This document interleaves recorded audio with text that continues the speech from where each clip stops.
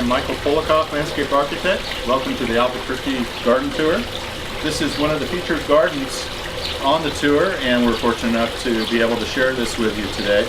A little bit of rain here in Albuquerque, it's wonderful. Hopefully the sun will come out and we'll all be able to enjoy it even more. We've got flowers, central focus on the fountain here with perennials that are abounding around that will be blooming different times of the year. Chimes for sound, and hummingbirds under the trees and so forth. So we try to create a variety of interests that will entice the people that are participating in the garden throughout the year.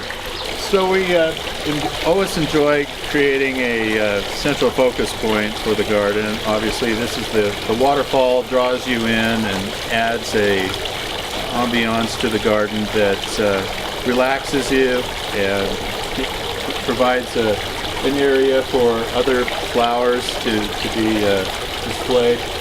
Well, one of the challenges that we had here with the garden is that it's a small area, so we wanted to create some interest throughout.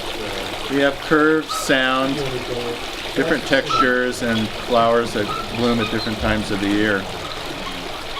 Of course, one of the challenges in a garden is always trying to create new plants around existing plants. We've had some clematis and other plants along through here, so we're interspersing new plants along through the garden. This axis is also very important as part of the focal point looking back towards the table and the features of the arbor itself. So one of the challenges of this garden was to cover this wall, which was basically pretty bland and ugly at one point. We had a very large waterfall here that needed to be taken out, so we reconverted this entire area.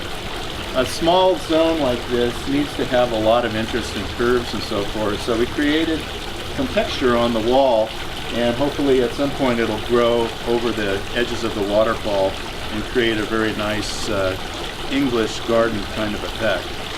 So with the trellis, we have enough sunlight to come through to keep folks warm in the morning, but it's about a 60 to 70% exposure, which creates enough shade in the summertime.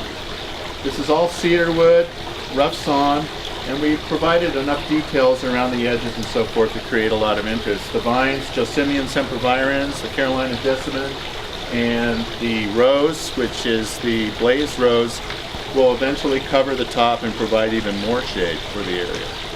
One of the things that we enjoy doing here with our gardens is to create a variety of interests throughout the year. We have a number of perennials that bloom at different times. And these perennials are all, for the most part, drought resistant, except for just a few cases. The Cana lily will take some drought, and that'll be blooming in the summer.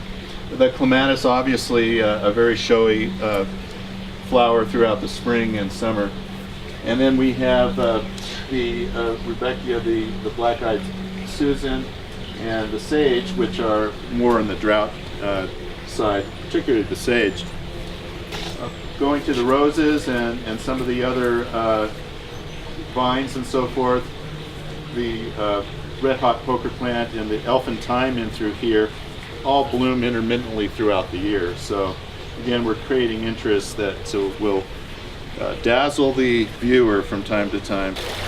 Well, I hope you've enjoyed the show. Thank you for joining us, and stay tuned for more gardens in the future.